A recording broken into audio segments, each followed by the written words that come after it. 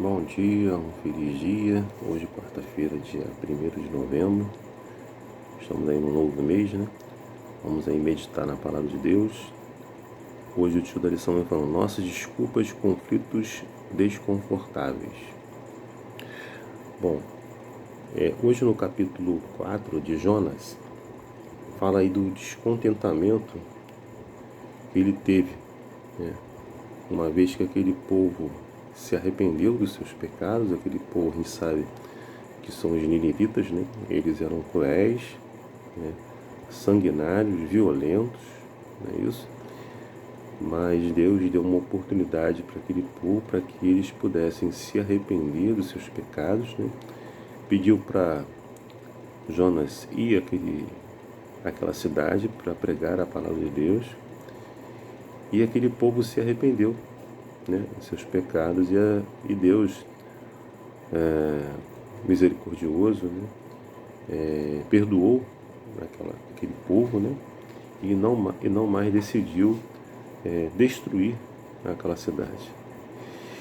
E nesse momento Jonas, lá em Jonas 4, verso 2, ele faz uma oração a Deus. Ele fala assim: Ah, Senhor, não foi isso que eu disse, estando ainda na minha terra?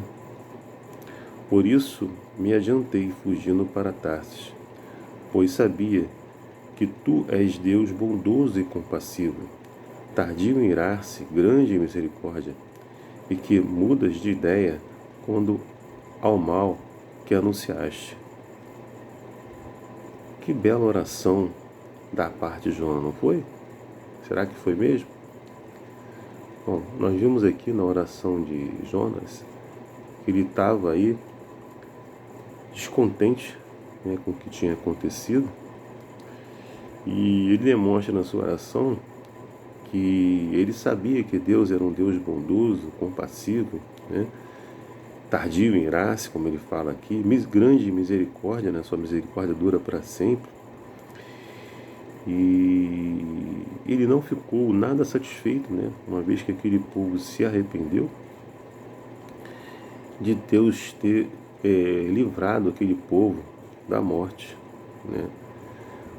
Jonas sentiu aí, tinha aí ódio, né, dos ninivitas, não deixava que se arrependessem, e queria que os juízos divinos fizessem com ele o que Deus havia falado, né, caíssem sobre eles, né, ou seja, e eles viessem a falecer, não é isso?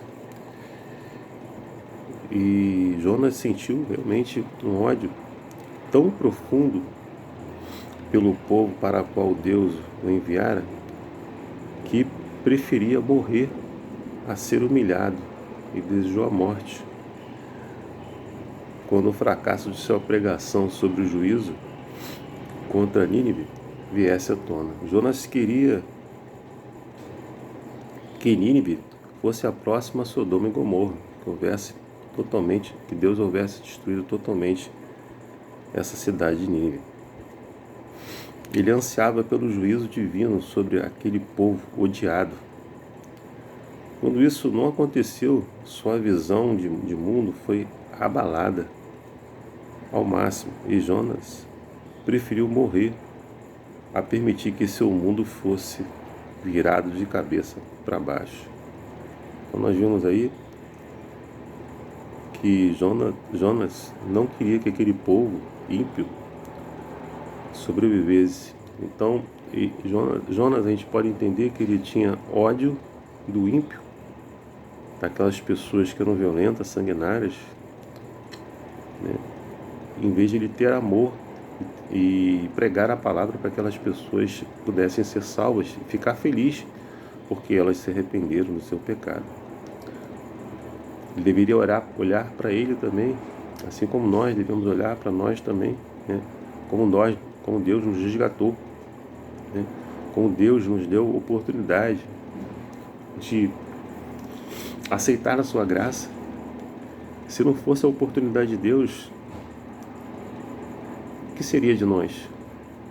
Que não fosse a sua graça, o que seria de nós, de mim, de você e da humanidade? Deus nos dá a oportunidade que através do seu sacrifício na cruz, através do seu derramamento de sangue, através da sua graça, que nós não merecemos, não é isso? Ele nos dá-nos a oportunidade de ser salvos. Assim como Ele deu essa oportunidade para aquele povo, Ele também dá essa oportunidade para cada um de nós todos os dias. Não é isso? Pela segunda vez na história de Jonas, Deus o confrontava não com um sermão ou com uma fala, mas com uma experiência. Cosmovisões não se formam sob encomenda, nem mudam, porque ouvimos algo novo ou diferente. Visões do mundo são frequentemente formadas e alteradas com base em experiências de vida, e com elas são interpretadas ou explicadas.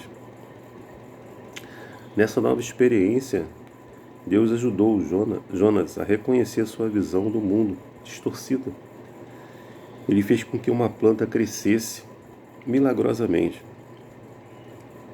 E um dia, para oferecer sombra, para proteger ele do sol, proteger Jonas do sol, Jonas sentiu-se feliz, não com Deus que havia realizado o milagre, mas com a planta.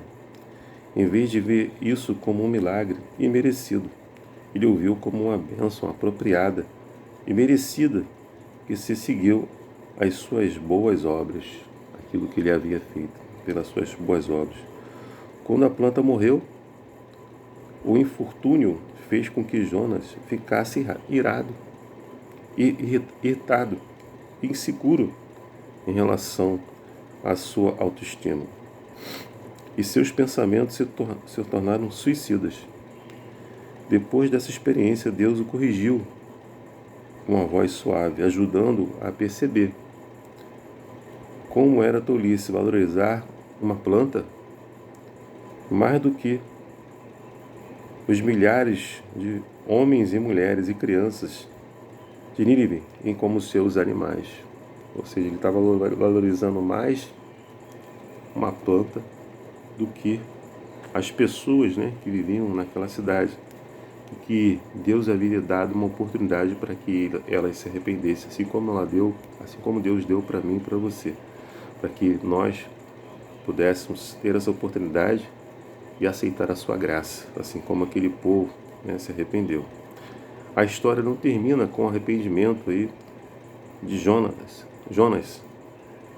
mas se volta para mim e para você. Qual é a nossa atitude diante da preocupação de Deus em relação aos ímpios e cruéis? Assim como Deus pediu para Jonas pregar para aquele povo cruel, sanguinário, dando uma oportunidade para aquele povo se arrepender, esse deve ser o meu papel, o seu papel, de pregar a palavra de Deus para aquelas pessoas ímpias, para aquelas pessoas cruéis, para que elas tenham a oportunidade de aceitar Cristo na sua vida, aceitar a sua graça, e pelo sangue derramado na cruz do Calvário, elas serem justificadas, não pelos méritos de cada uma delas ou de nós, mas pelos méritos de Cristo Jesus, que nos justifica através do seu sangue derramado na cruz. Não é isso? Que eu e você não venhamos a ser como Jonas, mas que venhamos pregar a palavra de Deus para as pessoas ímpias, para as pessoas cruéis, para que elas tenham aí uma oportunidade, de aceitar a graça de Deus, se arrependerem do seu pecado e serem salvas. Que Deus realmente coloque esse desejo no meu e no seu coração. Que Deus te abençoe, te dê uma quarta-feira abençoada, meu desejo e minha oração. Amém.